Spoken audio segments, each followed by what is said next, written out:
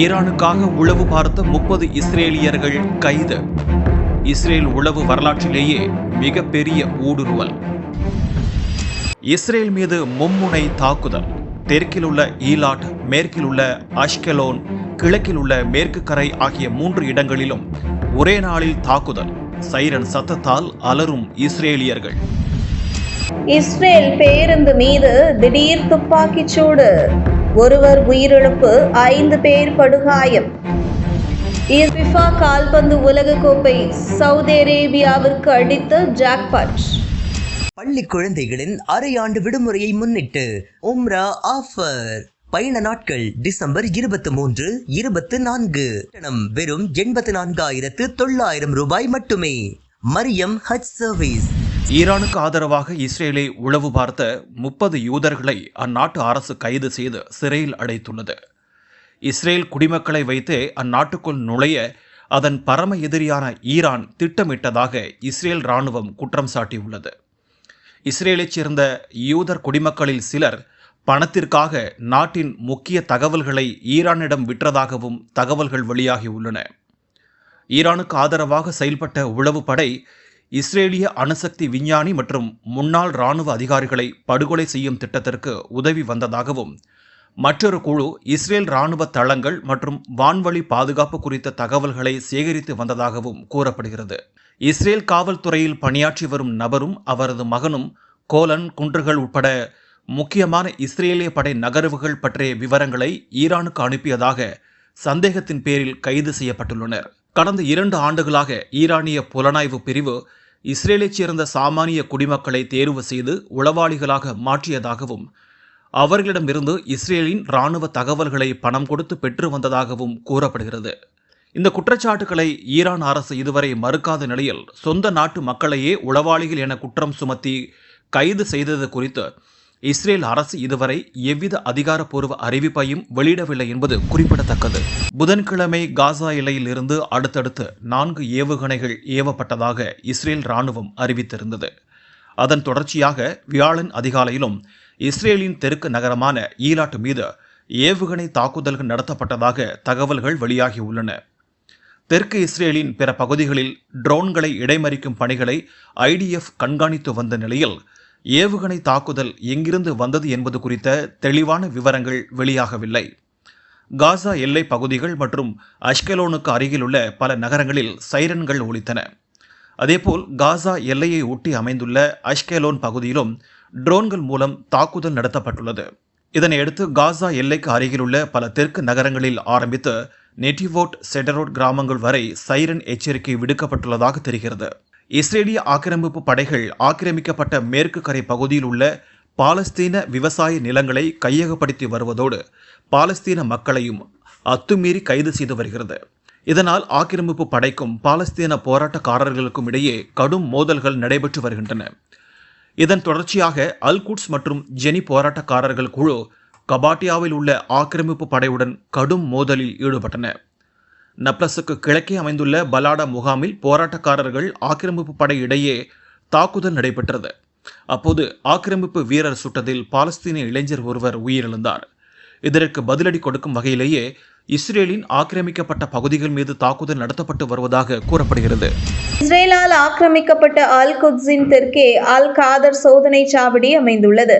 இதன் அருகே நின்றிருந்த பேருந்து மீது திடீரென அடையாளம் தெரியாத நபர்கள் சரமாரி துப்பாக்கிச் சூடு நடத்தியுள்ளனர்.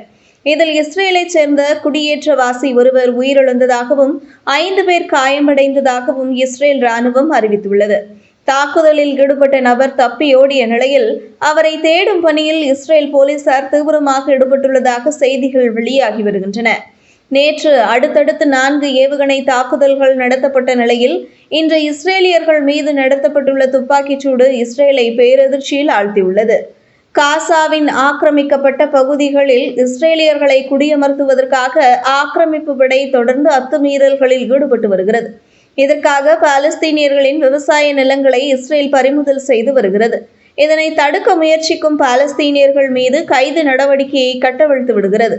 தென்மேற்கு மற்றும் வடமேற்கு பகுதிகளில் உள்ள பல்வேறு நகரங்களில் பாலஸ்தீனியர்களை இஸ்ரேல் ஆக்கிரமிப்பு படை வலுக்கட்டாயமாக கைது செய்து வருகிறது. அல் கலீல் நகரில் 15 பேரையும் அரிஹா நகரில் 17 பேரையும் கைது செய்துள்ளது. இதனால் இஸ்ரேல் ஆக்கிரமிப்பு படைக்கும் பாலஸ்தீன இளைஞர்களுக்கும் இடையே மோதல் வெடித்துள்ளது. செவ்வாய்க்கிழமை மடாமா கிராமத்திற்குள் நுழைந்த இஸ்ரேல் ஆக்கிரமிப்பு படைக்கும் இளைஞர்களுக்கும் இடையே மோதல் வெடித்தது. இதில் போராட்டக்காரர்களை கட்டுப்படுத்த இஸ்ரேல் ஆக்கிரமிப்பு படை கண்ணீர் புகை குண்டுகள் மற்றும் ஒலிகுண்டுகளை பயன்படுத்தியுள்ளன. இஸ்ரேலின் இதுபோன்ற அத்துமீறல்களை எதிர்க்கும் வகையில் ஆக்கிரமிக்கப்பட்ட பகுதியைச் சேர்ந்த பாலஸ்தீனியர்களில் ஒருவர் இஸ்ரேலியர்கள் மீது துப்பாக்கிச்சூடு நடத்தியிருக்கக்கூடும் என சந்தேகிக்கப்படுகிறது. 2030 மற்றும் 2034 ஆண்டிற்கான ஃபிஃபா கால்பந்து உலகக்கோப்பை தொடரை எந்த நாடு நடத்தும் என்பதற்கான அறிவிப்பு வெளியாகியுள்ளது. 2030 ஆண்டு உலகக்கோப்பை தொடரை Spain, Portugal, Morocco, Argentina, பாரகுவே, Uruguay ஆகிய 6 நாடுகள் இணைந்து நடத்தவுள்ளன. ஆனால் 2034 ஆண்டிற்கான ஃபிஃபா கால்பந்து தொடரை சவுதி அரேபியா நடத்தும் என அறிவிக்கப்பட்டுள்ளது. இது சவுதி அரேபியாவின் இளவரசர் முகமது பின் சல்மான் எடுத்த முயற்சிக்கு கிடைத்த வெற்றியாக பார்க்கப்படுகிறது. தனது நாட்டின் சுற்றுலாத்துறையை நம்பர் 1 இடத்திற்கு கொண்டு வருவதற்காக சவுதி அரேபியா பல்வேறு முயற்சிகளை மேற்கொண்டு வருகிறது. அதன் ஒரு பகுதியாக சவுதி அரேபியா பல கோடி ரூபாயை முதலீடு செய்து கால்பந்து போட்டிகளை நடத்தி வருகிறது. ரொனால்டோ, நெய்மர் போன்ற வீரர்கள் சவுதி அரேபியாவில் விளையாடி வருகின்றனர். இந்த நிலையில் உலகக்கோப்பை அங்கு நடைபெறப்போவது சவுதி அரேபியாவிற்கு மிகப்பெரிய திருப்புமுனையை ஏற்படுத்தும் என்று எதிர்பார்க்கப்படுகிறது. ஏனெனில் உலகக்கோப்பை கால்பந்து போட்டியை காண உலகம் முழுவதிலிருந்தும் லட்சக்கணக்கான மக்கள் திரளுவார்கள். இதனால் நாட்டின் சுற்றுலா மேம்படுவதோடு வருவாயும் குவியும். இது சவுதி அரேபியாவின் சுற்றுலாத்துறையை முன்னேற்றும் திட்டத்திற்கும் உறுதுணையாக அமையும் என கூறப்படுகிறது. கால்பந்து உலகக்கோப்பை தொடருக்காக 15 மைதானங்கள் அமைக்க சவுதி அரசு முடிவு செய்துள்ளது. குறிப்பாக ரியாத் நகரில் உள்ள மலைத்தொடரில் 200 மீட்டர் உயரத்திற்கு ஒரு மைதானத்தை அமைக்க சவுதி முடிவெடுத்திருக்கிறது. இதற்காக கோடிக்கணக்கான ரூபாயை சவுதி அரசு முதலீடு செய்துள்ளது. இதுகுறித்து தனது மகிழ்ச்சியை வெளிப்படுத்தியுள்ள சவுதி அரசின் வெளியுறவுத்துறை அமைச்சர் அப்துல் அசீஸ், இது 3 கோடி சவுதி மக்களின் கனவு தற்போது நிறைவேறி இருப்பதாக தெரிவித்துள்ளார். அன்பு சொந்தங்களே, அஸ்ஸலாமு அலைக்கும். பள்ளி குழந்தைகளின் அரையாண்டு விடுமுறையை முன்னிட்டு மரியம் ஹஜ் சர்வீஸின் உம்ரா ஆஃபர். பயண நாட்கள் டிசம்பர் 23, 24. விமான டிக்கெட், விசா, உணவு, தங்குமிடம், மக்கா, மதீனா, ஜியாரத், ஜம்ஜம் உட்பட பல வசதிகள். கட்டணம் வெறும் 84,900 ரூபாய் மட்டுமே. இதேபோல ஜனவரி மற்றும் பிப்ரவரி மாத உம்ரா, புனித ரமலானின் முதல் 15 நாட்கள், கடைசி 15 நாட்கள், ரமலான் 1 மாத உம்ரா உள்ளிட்ட பல்வேறு சேவைகள். மேலும் விவரங்களுக்கு மரியம் ஹஜ் சர்வீஸ், செல் 9445357262 and 85239082888.